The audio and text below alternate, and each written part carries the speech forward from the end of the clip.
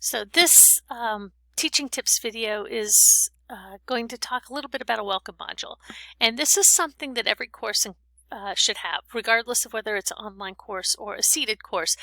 It's kind of a go-to place to help the students get off to a good start.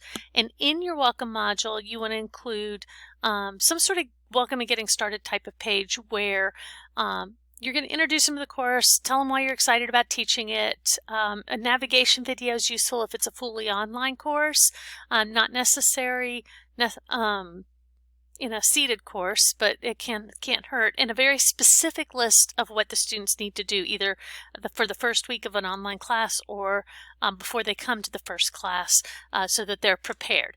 Very, very specific, as you can see here, action items that they can take.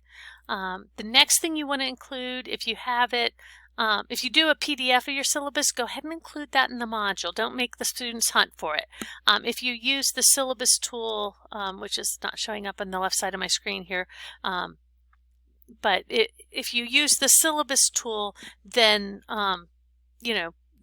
direct the students to that. A little bit of it about your instructor, maybe a picture of you, your contact information, and why you're teaching the course, what you're like outside of class, those sorts of things. And then at the very least, some sort of way to get to know your students. If you're going to do a discussion the first day of class, then you may not need a introduce yourself discussion, but a survey of some sort where you can find out a little bit about their conditions. Do they play a sport? Do they have a job? Are they in the dorm? Anything that would help you understand where they're coming from a student. Or like I said, you can do kind of a general discussion for them that lets the students meet other people in the classroom.